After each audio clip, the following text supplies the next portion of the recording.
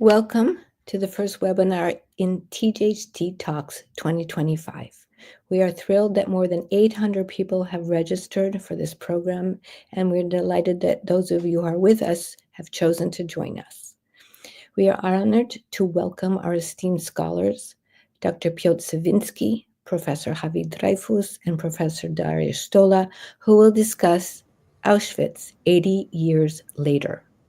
The conversation among our guests will run approximately 45 minutes, followed by a brief Q&A session. We invite you to upload your question in the comments section on the chat. So, without further ado, it is my pleasure to turn the mic over to Dr. Dariusz Stola, who will moderate the conversation. Dariusz. Thank you very much. This January 27th is the 80th anniversary of the liberation of the infamous Nazi Auschwitz camp in the town of Oświęcim in southern Poland. It's already 12 days left, and we have two people who have excellent knowledge to talk about it. Let me welcome my colleague, Piotr Cywiński, the director of the Auschwitz-Birkenau Memorial Museum, and Professor Havi Dreifuss, a leading Israeli Shoah scholar, speaking from Israel. So we are in Warsaw and in Tel Aviv. And some of us, as I see, are on the other side of the globe and in many other countries. So welcome to all of you. This incredible technology that allows people from California, Warsaw, Israel, and Australia to log in at the same time. That's really remarkable. I would like to ask our guest a very general question, which may sound simple, which is, what do we commemorate when we commemorate the liberation of the Auschwitz camp? What is actually the message and the meaning of the ceremony that will take place on the premises of the Auschwitz Museum in less than 2 weeks? What does it mean in Poland, and what does it mean in Israel? Because these are two leading countries, naturally, to commemorate the history of the camp and the victims of the camp for not exactly the same reasons and not exactly the same way. We will hear more about it. And this is a general question about the modes of commemorations, the meaning of commemoration, but also about the specific plans for this year and what's going on now in this effort of commemoration and education, because these are two related things. When I say commemoration, I mean education too. So let me first start with asking this question to the director Cywiński. Piotr, what is the meaning of this anniversary? The date that was chosen after the war by survivors, mainly, it was the 27th January, the day of the liberation. However, we have to think that only a few thousands of them were liberated really in the site of Auschwitz. Tens of thousands were evacuated in some other camps in Germany, and the majority of them has to wait until the end of April or even beginning May to be liberated in some other camps in Austria or in Germany. Even if it's called the Day of the Liberation, because it is a very day of the liberation, I think that we are mainly focused on the victims and on the survivors. Especially this year, you know, the survivors are very, very old at that time. It's for them a difficult trip every time that they are coming back here with their trauma, with their remembrance. But now with the years, it's started to be more and more difficult, of course, for different health reasons, forces that they have, and it will be probably the last round anniversary that we have a chance to see a quite important group still of those survivors. I am thinking that there will be around, I don't know, 50, perhaps 60 persons of very, very different various countries from nearly the entire Europe, from the United States, from Canada, from Israel, from Australia even. So it will be focused mainly on them, having in the head that the majority, of course, did not survive. So they were killed here. And even among the survivors, the majority never came back here in the site of Auschwitz. And the majority of them never really give some even testimonies, even memoirs. It's very clear that the majority don't want it to repeat in their head, in their emotions, this history. So those who are here with us are certainly the last ones that are able to testify of this terrible history of Auschwitz-Birkenau and the Shoah in this place.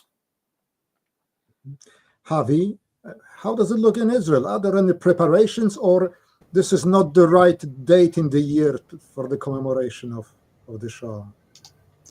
So, well, first of all, in Israel, we have a few different memorial days for the Holocaust, and January 27 is only one of many others. Each one, I think, give reference to a different aspect of the Holocaust.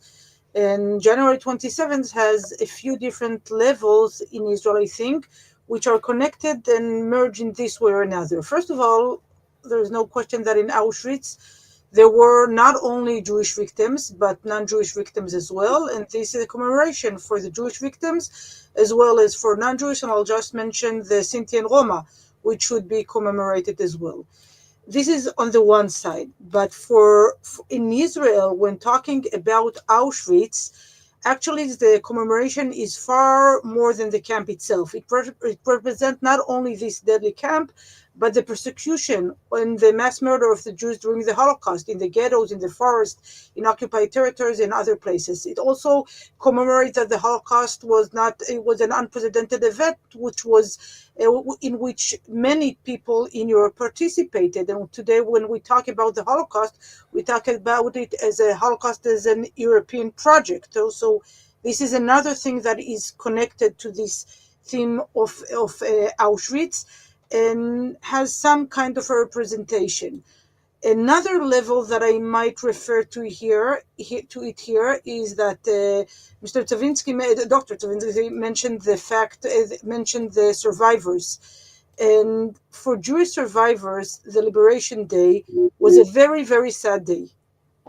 And this is something, it wasn't a day of parades and happiness. It was, I always like to cite Ante Zuckerman, who said that the Liberation Day was for him the saddened day of his life.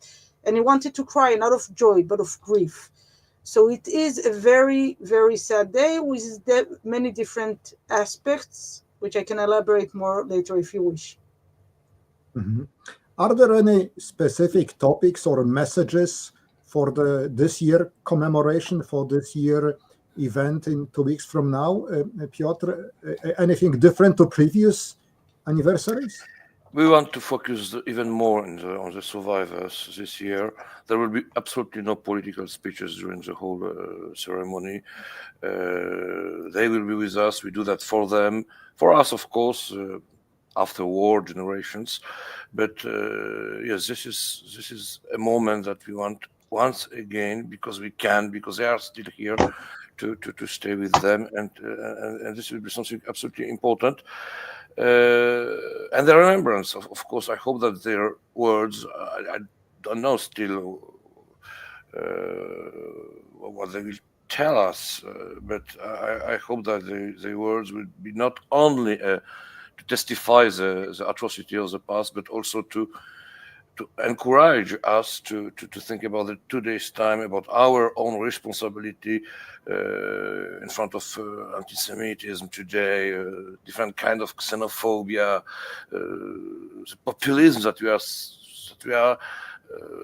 we see everywhere. Let's say emerging and growing very, very quickly from year to year in our lives. I think there are several very, very dangerous situations or revolutions in our Europe, in our countries, in the world, and the remembrance is not only something that has to be, let's say, it's not the same as the historical knowledge. The historical knowledge is a science, humanist science, but nearly exact science. Something happened or something did not happen, and this is a knowledge that we can learn like we learn other sciences. The remembrance is something that is alive in us today. That is perhaps a key for our choices, for our decisions, for the definition of our responsibility in today's time. And I think an anniversary like this is perhaps the best moment for a call for this revision sometimes of our incapacity to react, of our of all what's going in a bad direction in our world, because the remembrance is something very approach of the experience, if you want. Maybe it's not our own experience, personal, because we were all born long time after the war, but it's an adopted experience. However, due to the survivors who did an incredible work, who could give us those testimonies, those memoirs, who published those books, and in fact, the remembrance must be something alive and must influence our choices today. If not, it will become only a historical knowledge, and the schools are enough for that. Mm-hmm. Havi, how does it look in Israel? Yes, maybe I'll refer to three key messages. First of all, as Piotr said, the question of survivors is very, very important, but of course the vast majority of the inmates in Auschwitz, of the Jewish people who were brought to Auschwitz, did not survive. And this is always a task to balance between the voice of the survivors, which is very important, and the story of the people who did not survive, those who were killed hours after coming to the camp, or those who endured the slavery in the camp and died throughout weeks or months later on. So on the one hand, we want to give the place for the survivors. On the other hand, I think that especially with this turn, when survivors are very, very old, in some places we can see the focus returns to the victims, those who did not survive, those who did not write testimonies or diaries, and this is a very important aspect. That is one thing. Another aspect that in Israel is very much connected to this commemoration of the liberation of Auschwitz is a discussion about anti-Semitism. It could be because that this is the time when the reports about anti-Semitism are being published towards the end of the year, and usually they are very much alarming. This year they are almost heartbreaking. I just read a report that about half of the adults across the world hold anti-Semitic beliefs or deny the historic fact of the Holocaust, and many other very, very troubling aspects of anti-Semitism. And in Israel, many discussions within the media refer to anti-Semitism and to the struggle, which is of course connected to Auschwitz as well as to many other things. The third aspect is of course Holocaust distortion, which is connected to anti-Semitism and to some of the historical tasks mentioned by the director. And this is a very difficult task that we are facing in the last few years. It's true in some countries more than in others, but it always just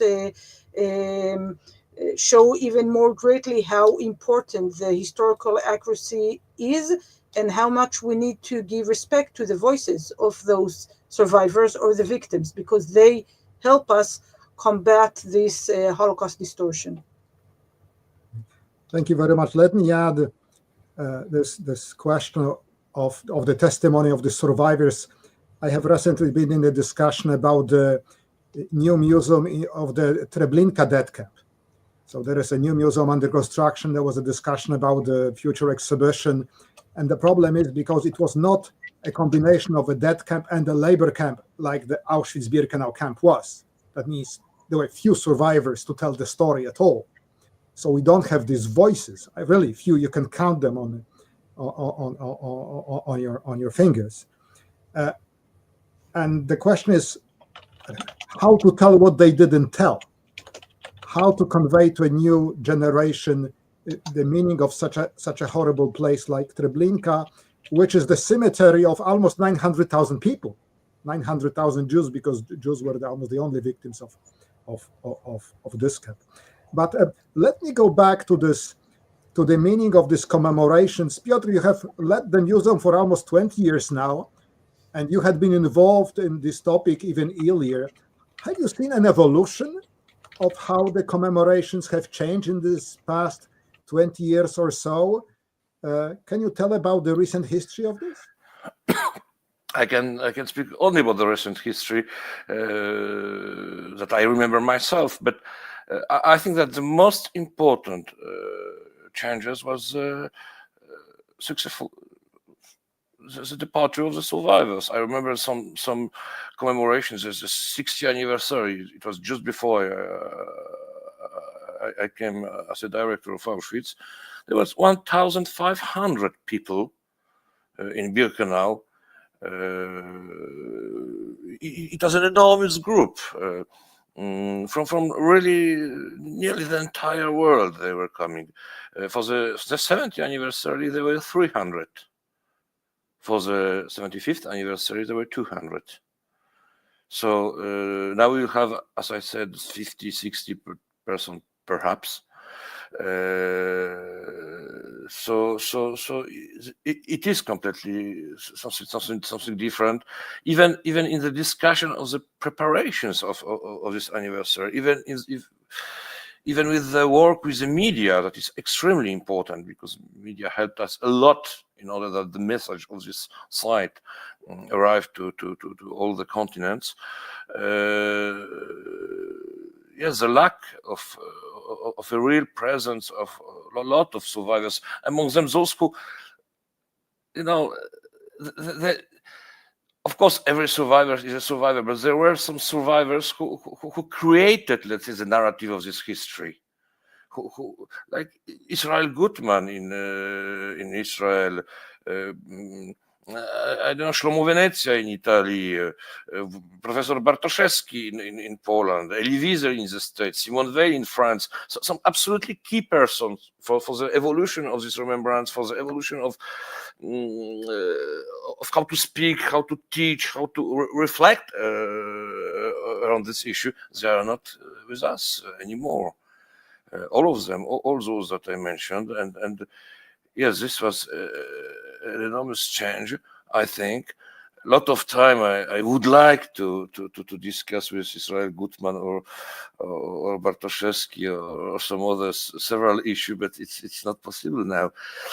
So in one side, yes, we lose some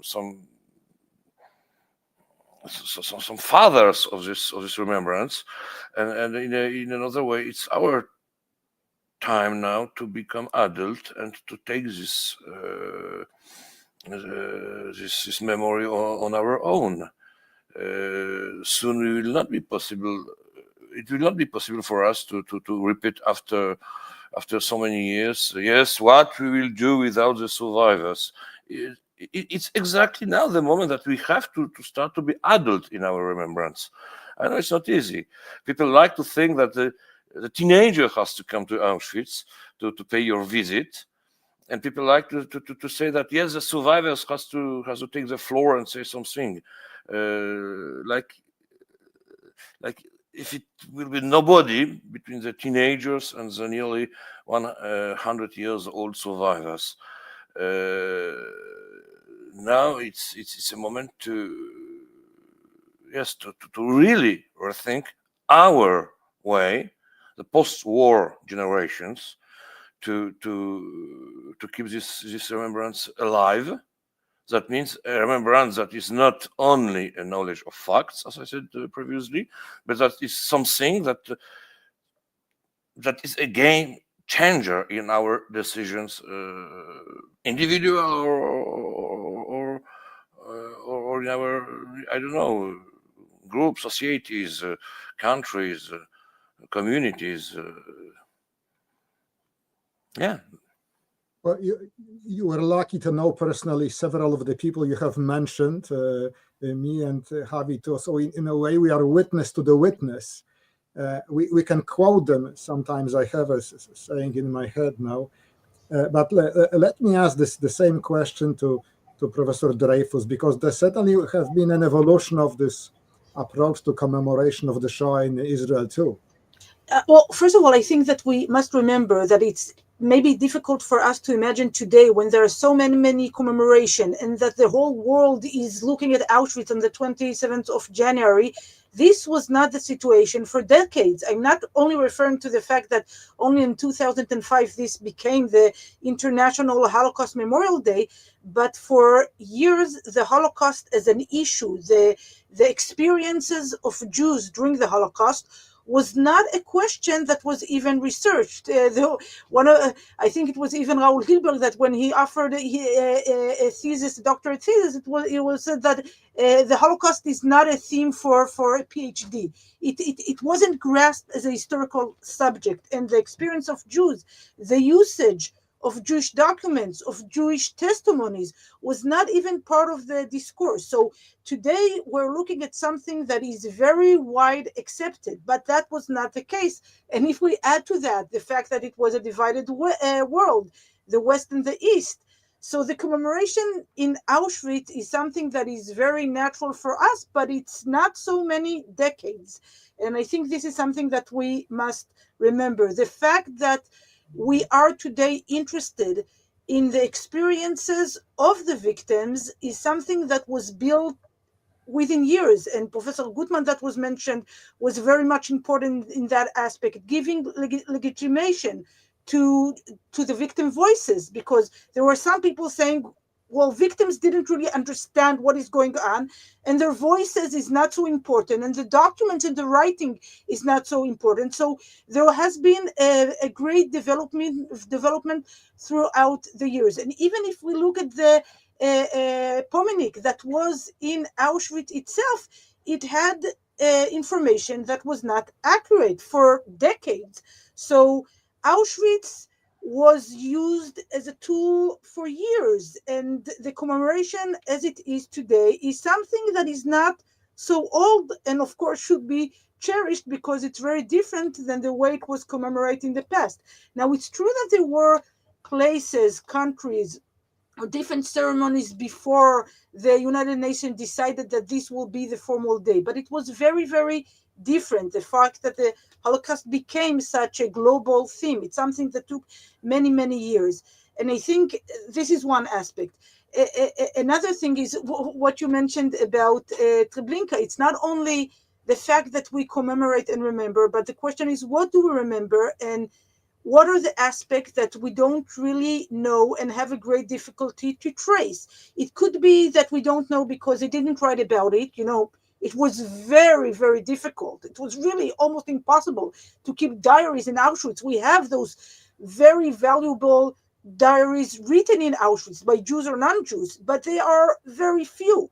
We have much more testimonies, and there is a great difference in what people wrote in diaries and what people, or in wartime accounts. Not always it's a daily diary, and what people remember in their testimonies. So the question is what we know, what we don't know, what we haven't asked for years. If we, for example, look at the gender aspect, for years the scholars haven't asked anything about this aspect. So I think there is a development that we need to remember. It's true about scholarship. It's true about commemoration as well. And if I'll go back to what you mentioned about Treblinka, I think that this is a very important point, because we have the ceremony in Auschwitz, but at least in Israel, it's not only this specific place of Auschwitz. It is a Holocaust in general. It is the Jews who were killed in Treblinka or Belzec.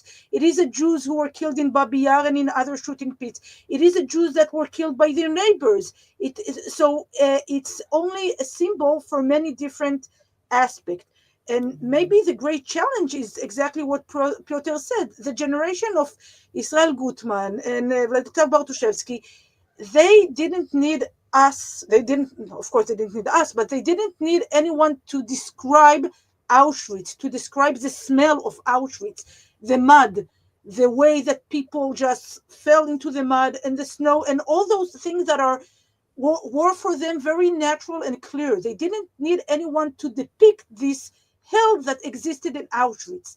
Our generation must do it. And it is very, very complicated and very, very challenging. But this is something that today is a responsibility of our generation. But to add my perspective as a scholar, I recently made a review of the Polish historiography of the Holocaust in the past several decades, and it reminded me my first visit to the museum as a teenager, quite horrifying. It was back in the 1970s. I was probably 15 or 16. I don't remember.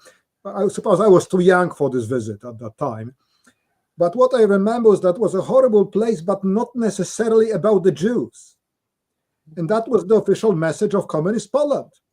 This is the symbol of the martyrdom of the Polish nations and other nations that were subjugated by the horrible German fascists. And this is what we commemorate. It was, anti-fascist against the Nazis. Well, the Jews were not excluded. The word Jew was there, but certainly nobody told me that Jews made 90% of the people who were killed in Auschwitz at that time. So it shows both how the knowledge, the academic historiography, how it did change, because that was the official figure. The one established by the Soviet Military Commission was almost 4 million victims of the camp, and only since early 1990s we have a revised figure, which is much lower. And with a democratic revolution in Poland, you can buy a book which says Jews made 90% of those victims. So that was indeed a lot has changed. But let me also mention, which I realized only very recently, that Poland was probably the only country in the world which had a Auschwitz former prisoner of the camp as the prime minister. The communist prime minister, the longest serving prime minister in communist Poland, was a former prisoner of the camp. So that was quite unique, and there were many such people, the prisoners of the later camp, but it didn't prevent them from distorting the past and using it to their political purposes. So let me now continue on this question of eyewitness and survivors leaving us, because I suppose that the role of the material relics of the camp will grow. And this is specifically a question to Piotr. You have relics of the barracks, relics of the destroyed gas chambers and crematoria. You have the barracks of the Auschwitz I camp, and so on. How do you preserve it? How do you preserve objects that were built by the Nazis to kill people? They were built not for a long period, basically from the beginning. It was a relatively short term, a few years, I don't know. And it's a problem 80 years after, of course. You don't preserve in the same way some Greek wooden barracks or brick barracks built without fundament somewhere in the grass than you preserve, for example, castles or cathedrals or pyramids who were really built nearly forever. So it's a big issue. We have an enormous now team of specialists of conservation, of specialists of construction, I don't know, microbiologists, archaeologists also, and they are working due to the help of the Auschwitz-Birkenau Foundation, an enormous fund created with the help of many countries. Who is working for that goal? But of course, there are many issues that are still to be resolved, even in a scientific, in an intellectual way. But I would like to come back on one issue that was already, let's say, analyzed by Havi. Very important. Yes, we have all those testimonies, we have all those memoirs, all those books. And it's absolutely important that the words of the survivors play with the authenticity of the terrain. When you read Primo Levi and after you go through Auschwitz, you see more. Or if you was going through Auschwitz and after you take the book of Primo Levi or somebody else, you will understand more from this book. The junction of those two elements, the authenticity of the space and the authenticity of the words, are absolutely crucial, I think, for the future. Having in the head that there is an enormous task, two enormous tasks for the future, I think. We do not have enough testimonies or journals or, I don't know, private letters of the SS. The SS as the most silencious of this entire history. And it's really problematic because the victims at the end, they are not an anthropological problem. They were innocent. They were put in this inhuman world. They were killed directly or after weeks of tragedies. The real anthropological question is about the perpetrators. It is what was the influence, for example, of the propaganda, the Hitler propaganda on those people? What was the motivation? This is something that we are unable really to treat concretely as scholars or historians because there's an enormous lack of sources, and this is one issue. And the other issue that we must recognize, I think, that the majority, 90, perhaps 5% of scholars who are working on the Shoah or on Auschwitz were historians. And my question is, where are the sociologists, the psychologists, where are the different, I don't know, anthropologists? It is not only a historical issue. It's a moral issue. It's a cultural issue. It's a ethical issue. There are so many different approaches, and when we are going to some conferences, when we met us in some different places, we are mainly only surrounded by historians. I really have the impression that so deep policy of dehumanization cannot be studied only from the historical point of view. There are some other level of what means humankind, what means a human person, and my enormous call is a call from some other group of scholars, from some others sciences to really look on those testimonies, on what is written inside, on what they present, because they're presenting a completely different world with some completely different rules, with some completely different, this is what we call simply dehumanization, but it must be, many times I am asked if everything was said or everything was already discovered. More time I spend in Auschwitz, more I have the impression that there is still an entire world to discover in a pluri-scientific way, certainly. So I understand, because you have spent so many years working in the museum and working on this topic as a scholar, not only the manager of the museum, the limits of your ignorance have expanded, right? You understand what you don't know now, which is good, basically. Knowing that what we don't know, it's good.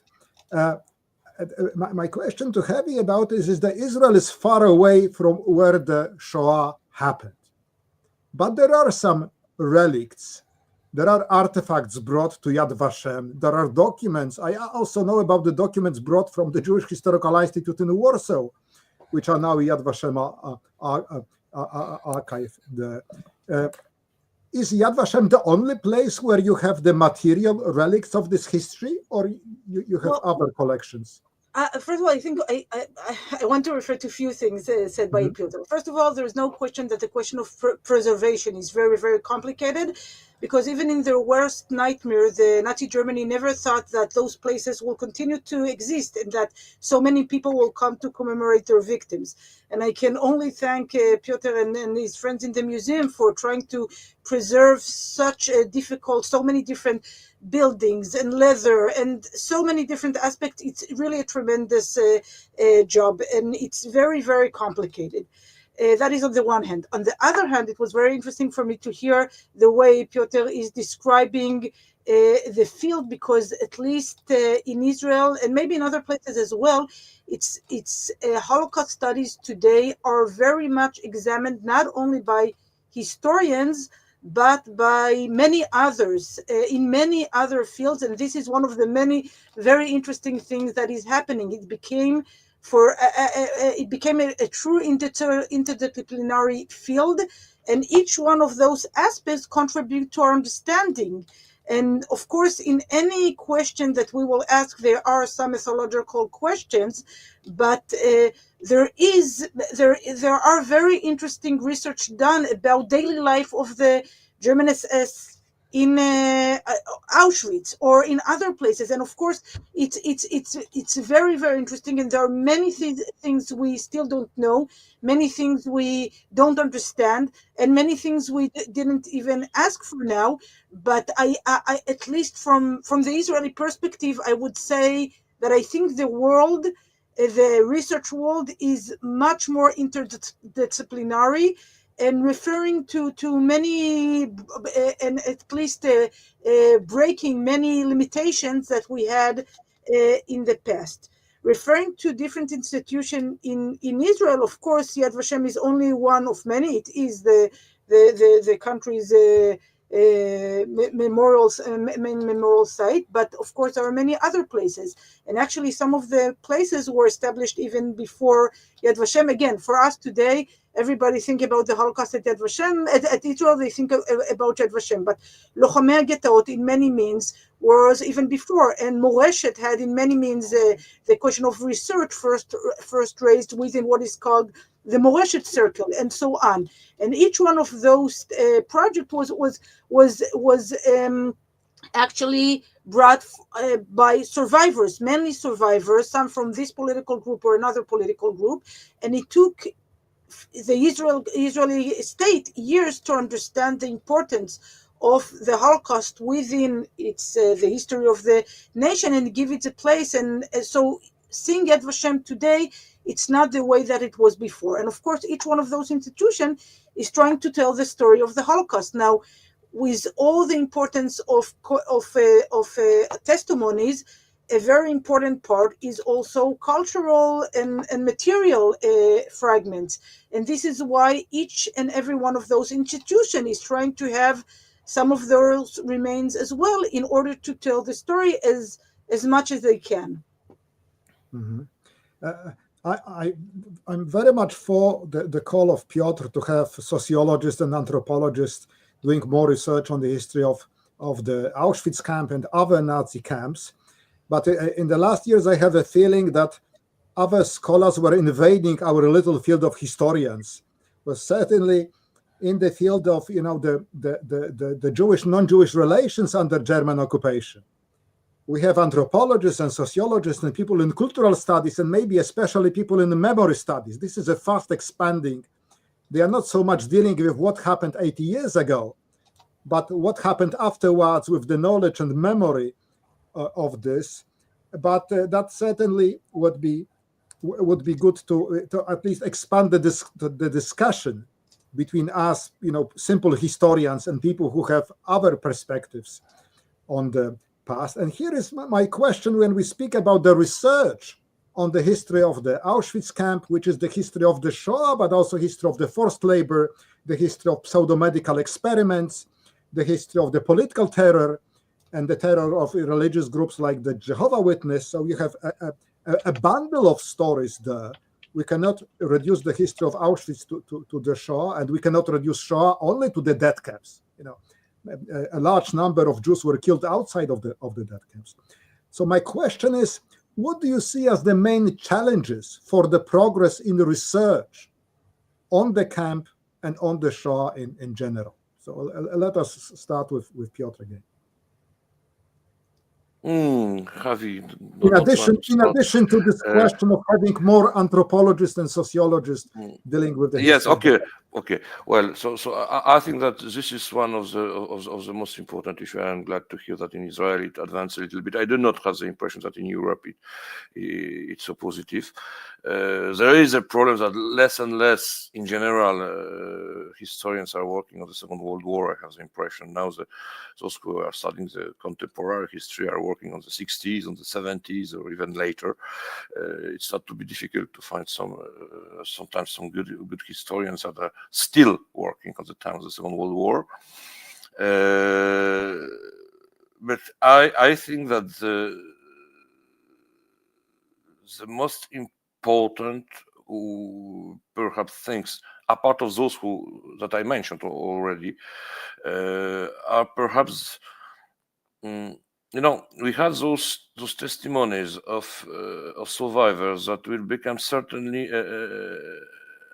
the main sources, let's say, for the future, or one of the main sources, and they are in many different countries, in many different institutions, and they are in many different languages. And no one knows those, I don't know, 17 or 18 languages in order to work on all those documents, all those testimonies. We are starting to discuss, for example, with Google, if it will not be possible to translate with some, perhaps IA, I don't know, some new technologies, all those testimonies into English, at least, in order to be able to have a real work of, to compare, to find what are the similitudes, what are the difference of the description of different of the same let's say moments or the same stories, because when I work on those testimonies, I am able to do that in Polish, in English, in French, sometimes a little bit in Italian or in German, but that's all. If a testimony is in Ladino or in Yiddish, it's impossible for me to really work on it, or in Romanian or in Hungary or in Greece, or no. So this is, I think, one of the important things that is perhaps not let's say a scholar field of research, but we need to unify in a certain way the sources that we have into English, probably, in order to really be able to include all the groups. And I'm especially thinking of those groups that there's a few historians who are speaking those languages, like, for example, the Ladino. We cannot exclude entire groups of this group of sources that we are considering in our approach. Mm-hmm. I see it rather as an opportunity, because now you can have a mechanical translation by this official intelligence-powered machines. The question is how adequate the translation will be. I always believe it's better to read in the original language. It's like the poetry is lost in translation, but well, you cannot expect even good scholars to speak more than, I don't know, 6 or 7 languages. I know only a couple of them speaking more than 7 languages. But Havi, what do you think to be a challenge for the near future, for the research? Well, I'll say a few things. First of all, we are at the last, I think, minutes that we can still collect and preserve. It could be survivors that haven't spoken. It could be written things that were not preserved. This is like the last minute that we can still do this, and this is one important thing. The second thing is, of course, giving access to archive, to those documents, and actually encouraging comprehensive research by interdisciplinary studies and people, because there is a different point of view of Israeli scholars, Polish scholars, American, German scholars, and it's very, very important. Actually, in this global world, one of the things is that we can have those networks, which are very important. Now, I think that if we talk about Holocaust research, and it's true about Auschwitz as well as general Holocaust studies, we are increasingly breaking traditional boundaries. It could be chronological. You can almost not, or you won't find many Holocaust studies today that will start on September 1st. Usually people understand that we need a much longer durée and we need to talk about what happened afterwards. Geographical places, not only rural places, but reference, for example, to the refugees in Siberia and so on, places that in the past we didn't refer to them as part of this story of the Holocaust. Methodological, we have many new tools, archaeological work that is being done in many places, the way that we are now researching different artifacts. So this is another boundary. And of course, thematic question, the question of space and time. So there were a few prominent scholars that referred to it in the past, but I think that those themes are much more referred to it now. So I think we are in a time when there are many boundaries that are being broken. Now, the question of what do we do with digital humanities and AI is very, very difficult. On the one hand, it provides exciting opportunities, but it also comes with risks, such as ethical concerns and misuse of data. And of course, we have all the fake information. It goes into Holocaust studies as well. And I think we need to be very, very careful. Actually, referring to AI and Holocaust studies, I think the languages is the least of our problem, because actually today you can take your phone and you can read a document in a language that you don't even know if it's read from this side or another side. And even if it won't be an accurate translation, you can always find the part that is interesting for you and refer to it. It will be much more problematic referring to different database and the usage of large database, and especially the questions that are being asked and can be used in giving answer, historical answer or sociological answer or literature answers to those very interesting questions that actually some of them were not asked yet. So I think we have many, many challenges, but many opportunities as well. And the question will be, will we be able to use those technological tools to improve our understanding of Auschwitz and of Auschwitz as a different aspect of the Holocaust? Mm-hmm. You've mentioned that we may have a variety of perspectives, scholars in Israel, in Poland, or in the United States. Sometimes I have a feeling that the biggest problems in finding a shared understanding I have with some of my Polish colleagues, and it's easier for me to agree with my Israeli colleagues or American colleagues. But it's an anecdote, but it speaks about the parallel existence of many schools and perspectives on the past, which I think is growing, and it's much bigger than it was, let's say, in the 80s, when the great expansion of Holocaust scholarship started. So we have a plurality of perspectives with limited dialogue between them. So I would be not only for bringing anthropologists and sociologists to study the Auschwitz camp, but also making them meet historians and other scholars and talk across the disciplines. Because here the difference of languages may be as big as between Polish and Ladino, I suppose, right?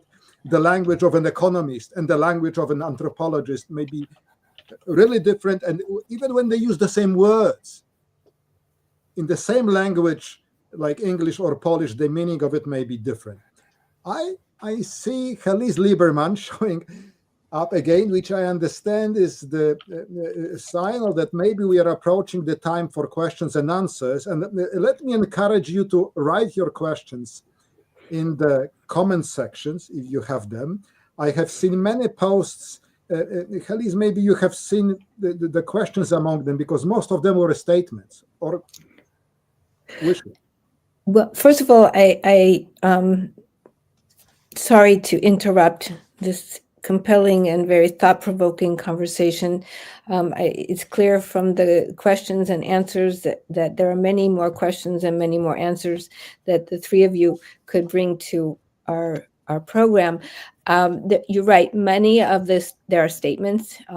Much gratitude to all of you for this program and the topics that you've already brought up.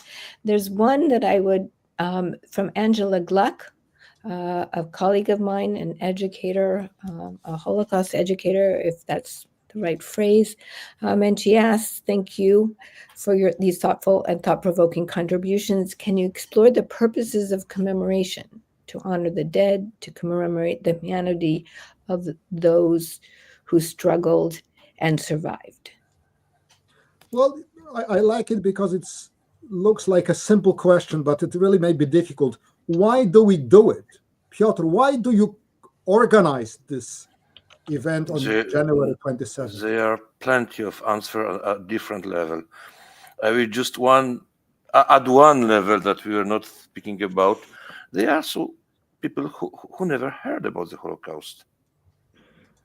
And the 70th anniversary was shown in so many TV all around the world.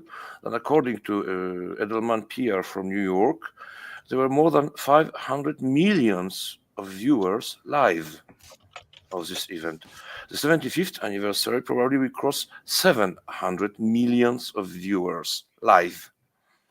So for me, one of the goals that we are not every time thinking about it, that perhaps we will touch some regions, some areas, some part of the societies that was even not the idea that something like this happened in the past.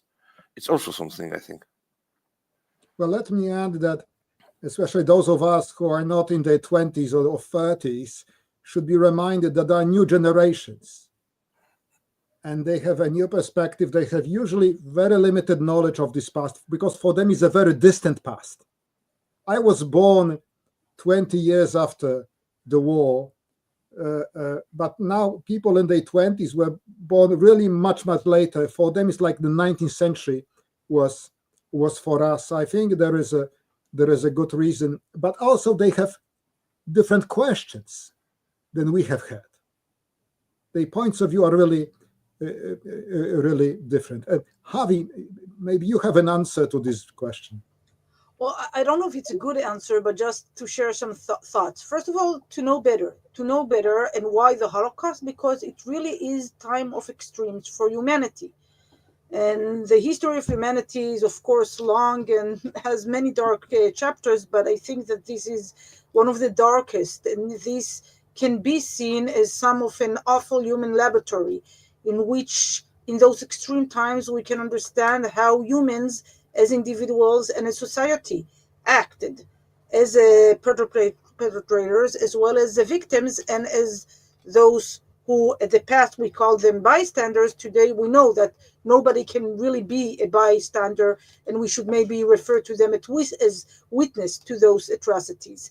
And I think that we historians or we scholars, and it could be sociologists or from any different field, we must concentrate on the knowledge and of providing the better understanding of what happened. The meaning can be very different to each and every one of us in every different society. And I think that when historians are using history in order to explain this or that value, many times they might find themselves being dragged to politics. And this is something that can be extremely dangerous. And I just want to remind again the distortion of the Holocaust that we can see from time to time. So I think that we must really concentrate on understanding better what happened, why did it happen, and so on, and leave the meaning to the many different people who hopefully will read, see, watch, or come to those sites, and each and every one of those different human beings will find his or her own meaning. But we must help them understand and know better. Well, let me continue on what you said, because the anniversary of the liberation of the Auschwitz camp refers us first to the Shoah, because the Jews made 90% of the victims of this camp. But there is a bundle of stories of forced labor of the exploitation of slave labor, of the political persecution, of racism. The Nazis really believed in race and in the superiority of what they called the Aryan race. So there is a number of topics, and for each of this topic, there may be new questions by the young generation, by people who were born very, very recently and understand the world differently. I have noted an interesting question coming from Mrs. Julia Bard. It's about how and why so many survivors felt silence in the years after the war. Was their memory suppressed? Were they actively suppressed, or they felt shameful, or that was because of trauma? What is your experience in the stories that you know, the biographies that you know? Why so many people decided not to speak about what they had experienced during the Second World War? Havi, maybe this time you the first answer. Yes. Well, I think that at least again in Israel, we understand in the last few years that it's not so much that they were silent, but that we didn't know to listen to them. And I'll just cite, for example, these Holocaust survivors that there was this Yad Vashem conference in which they referred to, actually it focused on concentration camps, and there was different lectures about the people who perished and sickness and so on. And in one of the discussion, these Holocaust survivors came and said, I'm sitting here for a few days and I'm listening about all the diseases that we had and all the problems that we had, and that we didn't want to talk about what happened to us. But I can tell you, I came back and I wanted to talk, but you didn't want to listen. So I think there is a very big difference, and actually you can see it in Elie Wiesel's sayings as well as in Jeanne Amery saying, we wanted to speak, but people didn't really want to hear. It took time for people who are not part of this disaster to be able to listen, to believe that those horrible events did really happen. So I'm not sure how much survivors really were quiet. It could be that they didn't, it's not even a question. For sure, they didn't say everything until today. For sure, there are things they haven't told us, and maybe even they haven't told to themselves. But I think that if we would have listened better, we would have known that they had talked much more. And I'll give just one more example, if I may. For years in the Israel academia, we talked about ultra-Orthodox religious Jews who haven't spoke about the Holocaust. And we said, well, they have this problem with God and so on. Then this is why they didn't speak about the Holocaust. Until this Haredic, this ultra-Orthodox researcher, Esther Farbshens, came and said, well, they spoke, but in a different way, different religious people who wrote Jewish books, who doesn't have any connection to the Holocaust. In the beginning of the book, as an introduction, they told their story, and they told their story like they didn't tell in any other places. So in any other place. So they spoke, but many times we were not listening or not looking in the right place. So I think it's much more complicated than just saying they didn't speak. Some of them didn't, but many of them were very, very active and spoke in many different ways. Mm-hmm. Piotr? I fully agree with Havi. However, after the war, there were 3 moments when some books or some testimonies were published and appears just after the war. In 2-3 years, there was some first group of books that were published. After, in the 60s, there was a new wave of those books, and after, in the 80s or 90s, even at the end of the life, there was a lot of new books. If there were some period of relative silence, some of them didn't speak clearly, I think there were 2 reasons that appears in the memoirs. First of all, the trauma.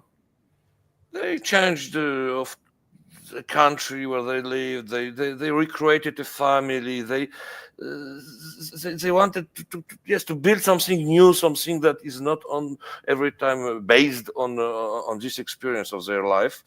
And it's something that, yes, I am not a psychologist, so I can't comment that, but yes, I have this feeling very, very strongly. And the other more important issue that is very close of what Havi said, they didn't trust, a lot of them, that they will be able to tell us about a world so different, about a world with all the rules, all the elements of let's say, everything, the time, the space, the humanity, the identity of people reduced to a number, that they will be able to understand it. Even they was not sure if the words coming from a normal world will be enough good to explain what was their life in the camp or in the ghettos, because if we hear, I don't know, I'm hungry, or I feel, I don't know, some fear, it's certainly not the same like a starvation and the hunger in the camp, or the fear of every single second in the day and in the night in the camp. So even the normal words from our world were perhaps not enough clear for them to explain their experience, and some of them say it very, very clearly that our languages are coming from a normal world, not from this world that's called Auschwitz. Maybe I can just cite here, I'm sorry for my bad translation, Elie Wiesel, who said, and I'm citing, we tried to tell what we went through. It wasn't easy. First of all, because of the language. The language failed us, and we had to invent a new vocabulary because our own words were not enough. They were anemic. And even then, it was difficult to speak because people around us didn't want to listen. And even whoever listened wasn't really willing to believe. And even those who believed weren't able to understand. And of course, they could not understand. Nobody could understand. This existence of the camp was so much different than any human notion. So it's a bad translation, but this is what Elie Wiesel said. Mm-hmm. Thank you very much. I have noted a comment by Mr. Theodor Block about the controversy in Poland on another topic, not related to the Auschwitz camp, actually, because this is about the killing of the Jews in the town of Jedwabne in summer of 1941, but it refers me to a broader topic of negation or distortion of the history of the Holocaust and the history of what happened in the camp. What do you see today as the major challenge? Is it the negation, the negationists, or the distortion and distortionists of the past? Where do you see major challenges for example, education about the history of the camp and the history of Shoah at present? Havi? Well, I think that first of all, we must say very clearly that Jan Tomasz Gross was not wrong, and the Jews of Jedwabne were murdered by their Polish neighbors. And this is true not only regarding Jedwabne, but in more than 25 other small localities in the Lomża region. The Polish neighbors were the ones who killed their Jewish inhabitants, and this should be said very clearly. And thanks to our good, Polish scholars, in the last few years, we know much more about many cases in which, in Poland, the Jewish victims, were killed not by the Germans, but by the local society. And of course, if we take a wider zoom out, this is true not only in Poland, but in Lithuania, in the Ukraine, and in France and the Netherlands as well. The Holocaust was a European project. So this is, first of all, should be said clearly, that nobody will have a mistake. Referring to that, I think it just exposed how difficult this problem of distortion of the Holocaust is still a problem. And the problem is that many times, in some places, even if people are willing to refer to the Holocaust, they will have much more. It will be easier for them to talk about Auschwitz, a place in which the Germans killed the Jews, and not to refer to the place of many other nations and their part in the persecution of Jews. It could be in Hungary, for example, referring to the Jews being sent to Auschwitz, which of course is important, but they could not have been sent without the Hungarian gendarmeria. And it could be true about France as well, referring to the Jews who were sent from Drancy to Auschwitz. It is very important, but who brought them to Drancy. That was the French police, and so on. So I will still say that, unfortunately, I think the distortion of the Holocaust is very, very problematic. Thanks God there are some places that it's less in the last few months or so on, but it is a true challenge that we are still facing. Mm-hmm. Piotr?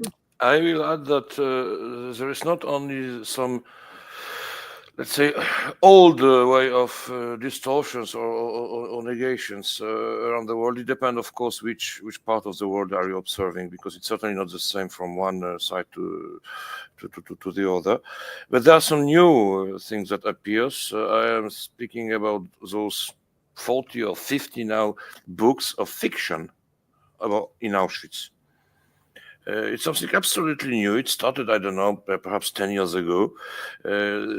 All those books has two things in common. First of all, never an author of these books contacted us or our historians or our archives to check the past. They're completely full of fiction inside. The second thing, that they said, of course, that it is fiction, but it is after some very long and serious studies. But no one was coming here and or even sending an email or I don't know, a phone call to our archives to check something. And the other thing that it's every time in Auschwitz. Even if the story is in Birkenau or somewhere else, it's in Auschwitz. For, of course, only one reason, in order to sell this book better. But this start to influence the, let's say, the popular imagination of the camp. We've got a visitor a few weeks ago, I think, from the United States, who make a real, let's say, crisis to a guide, because he wanted to see where this boy in pyjama was speaking to the other boy outside of the barbed wires, and the guide tried to explain to him that it was a fiction, this movie, and this man become even aggressive. Oh no, I saw this film. You must show the very place where those two boys were discussing. No, yes, we are living in a time when the influence of this fiction start to be, in my opinion, quite dangerous, because those books are published in millions of exemplars. They are translated in many languages. After the movies were done on those books, and slow by slow, it can provoke a popular distortion of some fundamental facts concerning at least Auschwitz. This is something new. I'll just say one thing. I of course agree with everything that Piotr said. I'll just say that most people don't read boring history books. They do go to movies. And the problem is that those movies, many times, as Piotr just said, are very much not only not accurate, but actually even contradict our Holocaust knowledge. I'm sure that if those people who are doing those movies or writing those books would approach Auschwitz Museum and say, we want to write a book about Auschwitz, help us understand the historical structure, they will get the whole assistance. The problem is that many times they don't do it. They just put the story, as Piotr said, in Auschwitz. And the fact that it is so inaccurate, and the boy in pyjama is just one horrible example, this is what really is a great risk, because more people are seeing those movies and reading those books than any historical book. So I guess that we must find a way, we historians or we scholars or we Auschwitz must find a way to convince whoever wants to talk about Auschwitz, it is most important, but do it correctly, because otherwise the price might be very, very heavy for generations on. But it's very strange, because people are considering those books as a source of knowledge, of historical knowledge, and at the same time they are not considering the Star Wars as astronomical knowledge. You have fiction and fiction, and in this issue, yes, this fiction start to be an authority. When I read the last one that I saw, it was a librarian in Auschwitz. A librarian who was distributing books from barracks to barracks. My God. Well, I suppose there are people who specialize, and they are writing now 20 new books about, For sure. And I'm afraid it sells good, so it will continue. I'm afraid the market is not on our side here. But let me refer to another interesting question that we have from Susan Kent Avijan, and it's about what role do you think in our conversations should have the righteous Gentiles in our discussion of the Shoah? Where are the helpers, the non-Jewish helpers, the righteous Gentiles in this story? Who would like to answer first? If you want, I can refer to it. Please, go ahead. I'll refer to a few things. First of all, I think that when we refer to breaking boundaries within Holocaust studies, this is a good example, because righteous among the nations is a very important topic, though the definition is a moral definition and not a historical one. Meaning, from the moral point of view, the Jewish people, because this title is given through Yad Vashem, but in the name of the Jewish people, the Jewish people say I don't care if there are this Dutch family sheltered a boy for one night, or this Polish family hid 16 Jews for 2.5 years.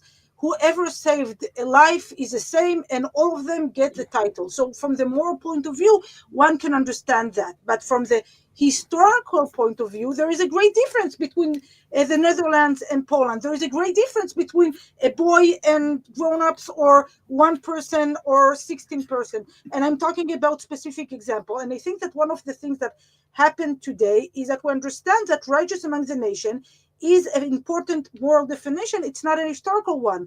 We must talk about, and here I'm using my dear friend Jan Grabowski's work, about paid rescuer. They are not righteous among the nations, but people who were paid for helping Jews. Sometimes later on they gave those Jews to the Germans, but this, from the historical point of view, is important.